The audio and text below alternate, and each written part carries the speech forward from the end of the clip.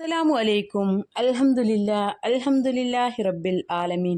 വീട് എന്നത് എല്ലാവരുടെയും ഒരു സ്വപ്നമാണ്. നമുക്ക് അല്ലാഹു താല ദുനിയാവിൽ ഒരുപാട് അനുഗ്രഹങ്ങൾ തരാറുണ്ട്. അതിൽപ്പെട്ട ഒന്നാണ് ഒരു വീട്.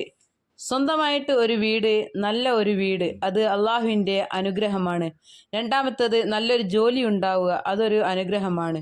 മൂന്നാമത്തത് നല്ലൊരു വാഹനം ഉണ്ടാവുക, അതും അള്ളാഹു താല ദുനിയാവിൽ തരുന്ന ഒരു അനുഗ്രഹമാണ്. സ്വാലിഹായ ഒരു ഇണ, അതും അള്ളാഹു താല ദുനിയാവിൽ നൽകുന്ന ഒരു അനുഗ്രഹമാണ്.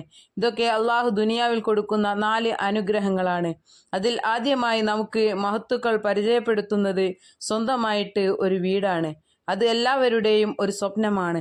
വീട് പണി തുടങ്ങിയിട്ട് എവിടെയും എത്താതെ നിൽക്കുന്നവർ, 3-4 വർഷമായിട്ട് ഒന്നും നടക്കാതെ നിർത്തിവെച്ച ഒരുപാട് ആളുകളുണ്ട്. അതുപോലെ വീട് പണിയാൻ ഉദ്ദേശിക്കുന്ന ഒരുപാട് ആളുകളുണ്ട്. സ്വന്തമായിട്ട് ഒരു വീടില്ലാതെ വാടക വീട്ടിൽ താമസിക്കുന്നവരുണ്ട്. വാടക കൊടുത്ത് കഷ്ടപ്പെടുന്ന ഒരുപാട് ആളുകളുണ്ട്. അള്ളാഹുവെ, ഈ പറഞ്ഞ ബുദ്ധിമുട്ടുകൾ അനുഭവിക്കുന്ന എല്ലാവർക്കും ബർക്കത്തുള്ള ഒരു വീട് നീ പ്രദാനം ചെയ്യണമേ നാഥ.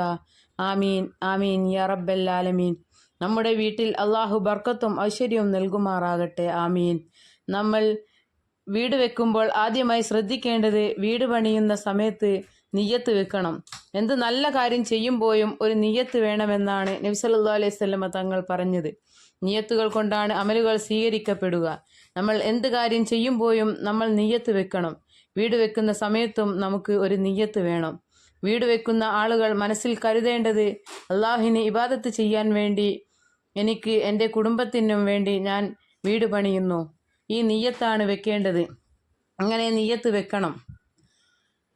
വീട്ടിൽ എല്ലാവിധത്തിലുള്ള ബർക്കത്തും ഉണ്ടാവാൻ മാഷാ അല്ലാ ലാ ഖുവത ഇല്ലാ ബില്ലാ എന്ന് എഴുതി വെക്കലും നല്ലതാണ്.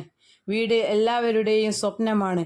ബർക്കത്തുള്ള ഒരു വീട് ഉണ്ടായിക്കാണാൻ ആഗ്രഹിക്കുന്നവരാണ് നാം എല്ലാവരും.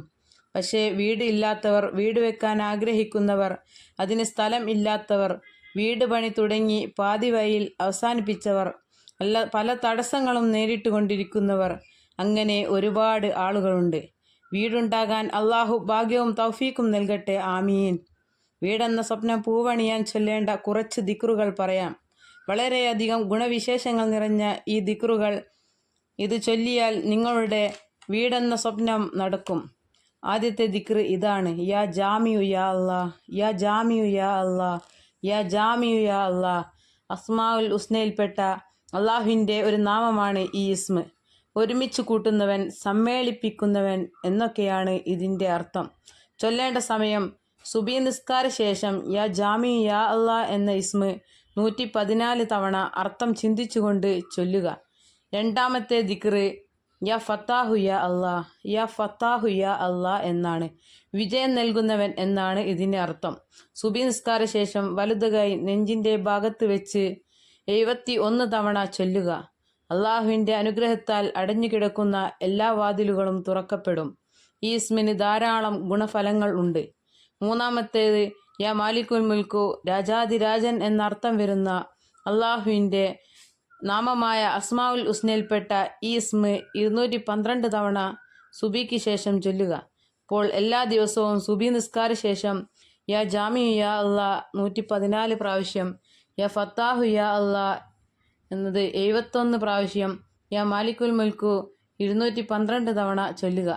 പിന്നെ എല്ലാ വെള്ളിയാഴ്ചയും ജുമക്ക് ശേഷം യാ ലാറു യാ അല്ലാ എന്ന ഇസ്മ 100 തവണയും ചൊല്ലുക. ഈ ദിക്റുകൾ പതിവാക്കുക, ദുആ ചെയ്യുക.